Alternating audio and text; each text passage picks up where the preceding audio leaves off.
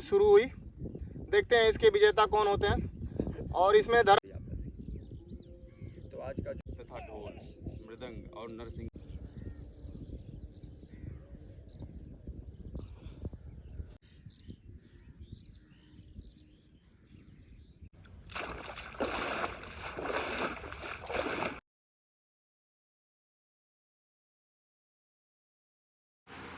तो आप लोगों को जय श्री राम, जय राम, जय जय राम। सबसे पहले उठ करके अपने हथेली को देखते हुए इस मंत्र का उच्चारण करते हैं।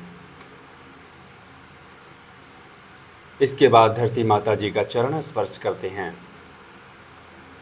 फिर इसके बाद जल ग्रहण करते हैं। इसके बाद वस्त्र आदि धारण करते हैं। सब सामान को इकट्ठा करते हैं।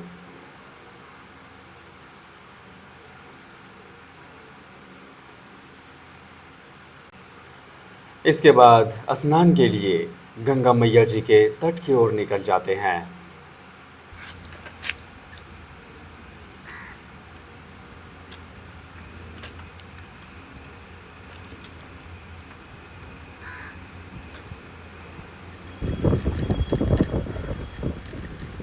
रास्ते में गौ माता जी का दर्शन करते हैं। माता जी के दर्शन करके भगवान जी के दर्शन करते हैं। भगवान जी के दर्शन करके माता जी के तट की ओर निकल जाते हैं, जहाँ पर हमें स्नान करना होता है। माता जी के तट पर पहुंचकर स्नान के लिए प्रवेश कर जाते हैं। माता जी को प्रणाम करते हैं। माता जी को प्रणाम करके इसके बाद डुबकी लगाकर स्नान करना आरंभ करते हैं।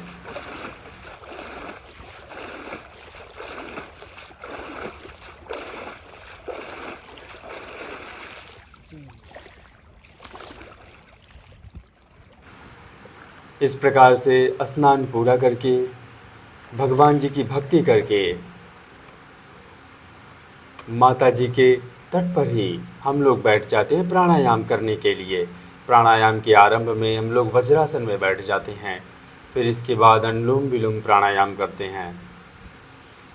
फिर इसके बाद वीरासन का अभ्यास करते हैं। फिर इसके बाद ज्ञान मुद्रा का अभ्यास करते हैं। फिर इसके बाद कपाल भारती प्राणायाम करते हैं। इसके बाद भ्रामरी प्राणायाम करते हैं। इसके बाद शून्य मुद्रा का अभ्यास करते हैं। इसके बाद अभय मुद्रा का अभ्यास करते हैं। फिर करते हैं ओम का उच्चारण।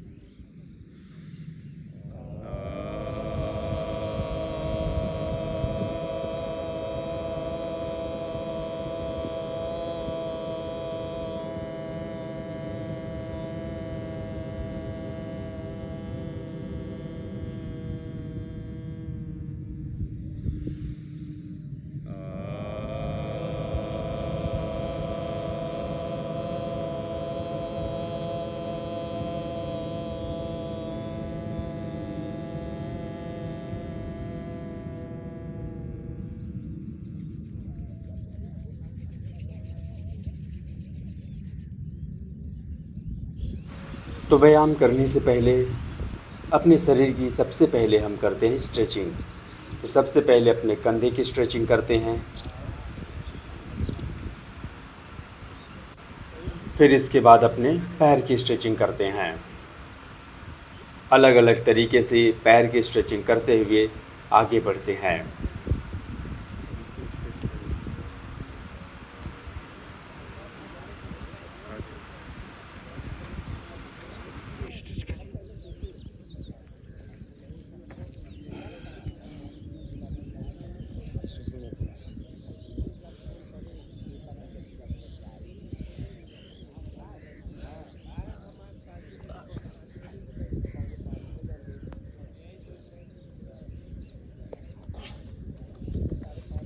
बढ़िया भैया आप। ठीक है। अब इसके बाद लगाएंगे चक्रासन, और चक्रासन में ही लगाएंगे कुछ सपाट।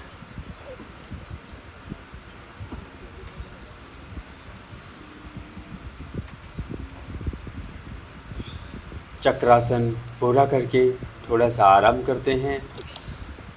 आगे बढ़कर हम लोग लगाएंगे मयूरासन। मयूरासन के अभ्यास से हमारे जो पाचन तंत्र है बहुत ही मजबूत हो जाते हैं, इसलिए हमें नित्य इसका अभ्यास करना चाहिए।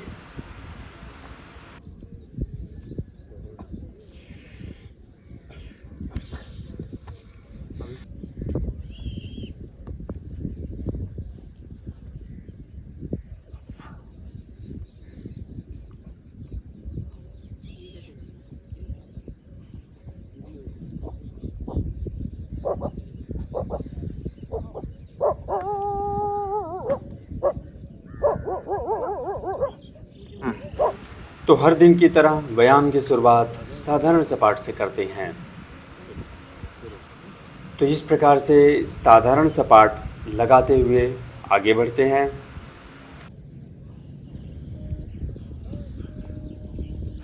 साधारण सपाट लगा के पूरा करते हैं।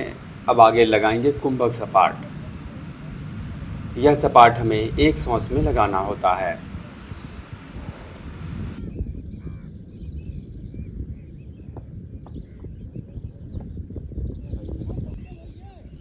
कुंभक सपाट लगाने के बाद लगाएंगे स्कैपुला पुशअप। स्कैपुला पुशअप से हमारी पूरी शरीर मजबूत हो जाती है, इसलिए हमें इस स्कैपुला पुशअप का नित्य अभ्यास करना चाहिए। तो सभी सपाट लगाने के बाद कम से कम हम 10 सेकेंड 20 सेकेंड कुछ आराम करें। फिर इसके बाद लगाते हैं हिंदू दंड।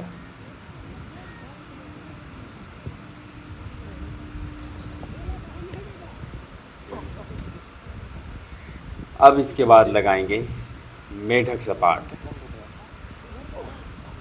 यह सपाट हमारे कंधे को बहुत ही मजबूत करता है, इसलिए हमें नित्य इसका अभ्यास करना चाहिए।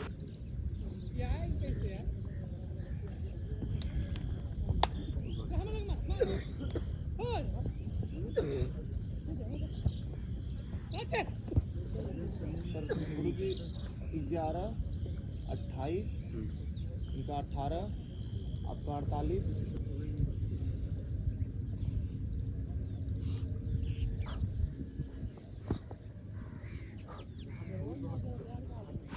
तो जैसा कि आज हम जो भी सपाट करेंगे अपने बैक को ध्यान देते हुए करेंगे, तो इसलिए बैक के लिए आज इस प्रकार से सपाट लगाएंगे। क्योंकि यहाँ पे उतनी सुविधा है नहीं, इसलिए हम लोग एक दूसरे को पकड़कर ही अपने बैक के लिए इस सपाट को लगाते हैं।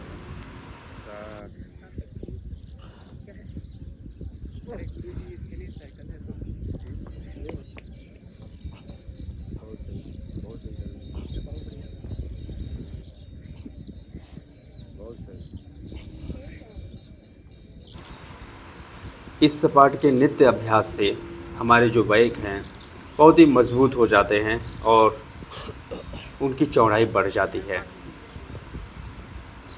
तो इस प्रकार से हमें अपने बैक के लिए सपाट लगाना चाहिए। तो इस प्रकार से व्यायाम का पहला पड़ाव पूर्ण हुआ। जो दूसरा पड़ाव है, इसमें हम डायमंड शेप बनाकर शरीर को पूरी तरह से खींचकर इसमें लगाते हैं सपाट। तो इस सपाट को लगा के पूरा करते हैं। इसी सपाट को अब एक हाथ से लगाएंगे। यह दोनों सपाट हमारे कमर को बहुत ही मजबूत बनाता है। सारे हमारे शरीर का भार इसी कमर पर आ जाते हैं, इसलिए इस सपाट के नित्य अभ्यास से हमारी कमर बहुत ही मजबूत हो जाती है। इसके बाद कंधे के लिए सपाट लगाते हैं।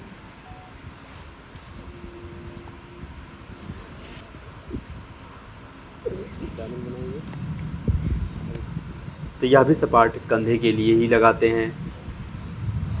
कंधे के लिए हमें हर दिन व्यायाम करना चाहिए। जब हमारे कंधे मजबूत होंगे तभी हम सभी सपाट को अच्छी तरह से लगा पाएंगे।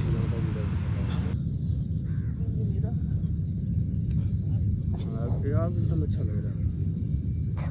क्या वो 3 घंटा बिताना पड़ता है। इसके बाद लगाते हैं मुष्टिका सपाट।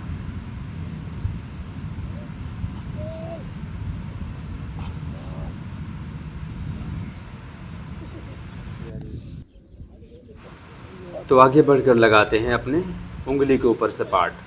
यदि अपने उंगली को मजबूत करना है तो हमें जो है नित्य अपने उंगली के ऊपर सपाट लगाना होगा। सभी सपाट लगाने के बाद लगाते हैं 100 से अधिक दंड। तो इस प्रकार से दंड को लगाते हुए आगे बढ़ते हैं।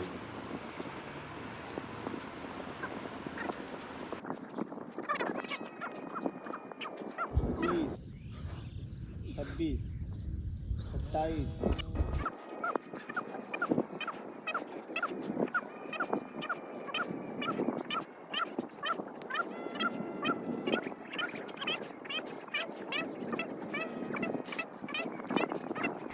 62, 63, 64,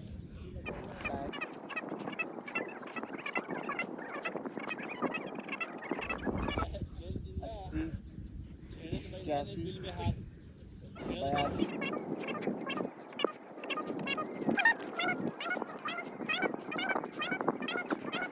99, 100, 1, 7, 8, 9, 10। इस प्रकार से दंड लगा के पूरा करते हैं। फिर इसके बाद थोड़ा सा आराम करते हैं और इसके बाद लगाते हैं देसी दंड बैठक। इसके बाद हम लोग चलते हैं केकड़ा वाली चाल।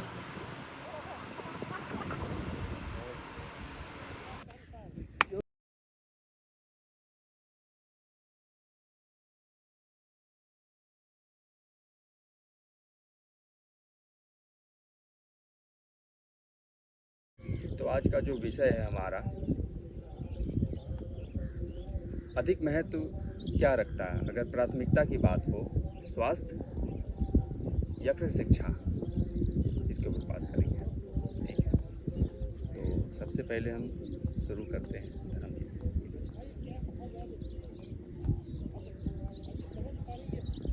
पहला सुख निरोगी काया, अर्थात पहले तो मैंने यही रखता है कि हमारा स्वास्थ्य कैसा है। स्वास्थ्य अच्छा रहेगा तभी हम शिक्षा को प्राप्त कर सकेंगे। धन्यवाद।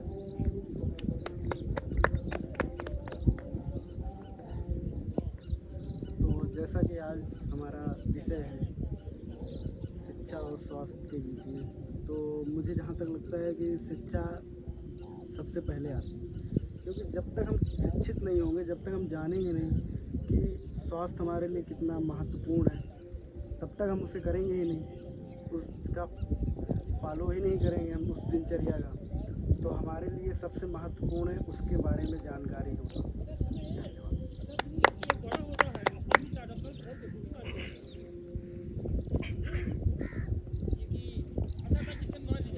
जैसा कि गुरुजी ने क्वेश्चन किया कि सबसे महत्वपूर्ण क्या है, शिक्षा या स्वास्थ्य, तो सबसे महत्वपूर्ण स्वास्थ्य है, क्योंकि अगर हम लोग स्वस्थ ही नहीं होंगे तो शिक्षा ग्रहण करने में असमर्थ होंगे। स्वस्थ होने पर ही शिक्षा को ग्रहण किया जा सकता है, इसलिए सबसे महत्वपूर्ण हमारे जीवन में क्या है, स्वास्थ्य है।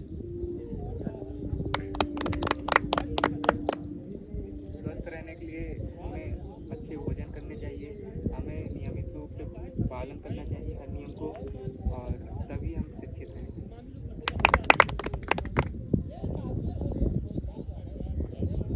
हमारे बंधुजनों ने बताया कि स्वास्थ्य और शिक्षा, सही बात है कि अगर स्वास्थ्य नहीं रहेगा तो शिक्षा हम ग्रहण नहीं कर पाते हैं, क्योंकि जिस दिन स्वास्थ्य चला गया मतलब सब कुछ चला गया। तो इसलिए स्वास्थ्य हमारी प्राथमिकता हो, उसके साथ साथ हम अपना शिक्षा भी ग्रहण करें, क्योंकि जब हमारे शारीरिक और मानसिक हालात बहुत अच्छे होंगे तो हम शिक्षा को बहुत अच्छे तरीके से ग्रहण कर सकते हैं, और उस शिक्षा का प्रसार संसार में भी बहुत अच्छे तरीके से किया जा सकता है। जिस दिन हमारा स्वास्थ्य चला गया उस दिन हमारे पास कुछ भी नहीं बचता है। बहुत बहुत धन्यवाद। बहुत ने मन की बात रखी है, बहुत अच्छा आप लोगों ने बताए हैं। तो हम एक बात रखेंगे। एक अध्यापक थे वाराणसी के, तो मैथ पढ़ाने के लिए आए, उन्हीं को हम कोट करते हैं। तो क्लास में आए, सभी बच्चों से पूछे कि आज एक प्रश्न है, आप बताइए कि आपके लिए क्या अधिक महत्व रखते हैं। तो सभी बच्चों ने, कोई बच्चा बोलता है कि हमारे लिए यह महत्व रखता है कि हम जिसकी तैयारी कर रहे हैं उसमें हम सेलेक्ट हो जाएं। कोई बच्चा कहता है कि हमें जो है सफलता पाने के बाद हम सबसे पहले गाड़ी लेंगे।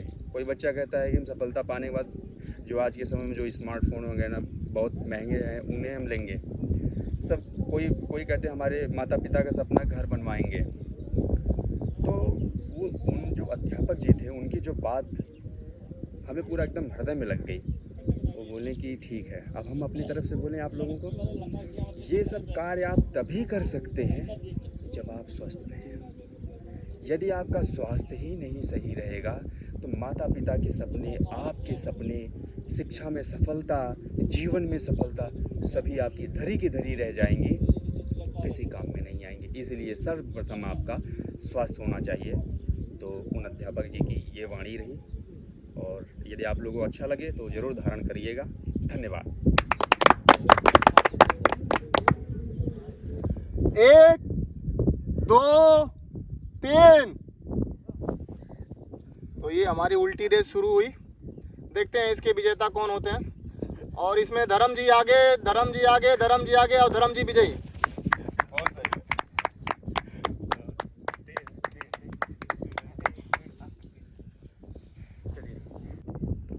भारत माता की जय, भारत माता की जय, भारत माता की जय। वंदे मातरम, वंदे मातरम, वंदे मातरम। यहाँ का सब कुछ पूरा करके हम लोग निकल जाते हैं गंगा मैया जी की सफाई करने के लिए। यह गंगा मैया स्वच्छता अभियान ऐसे ही आजीवन चलते रहेगा, क्योंकि यदि माँ हमारा ध्यान रखती है तो हर पुत्र का कर्तव्य होता है कि वह अपनी माता का ध्यान रखे। तो आप लोगों को जय हिंद, वंदे मातरम, हर हर महादेव, जय गंगा मैया, जय श्री राम, जय राम, जय जय राम।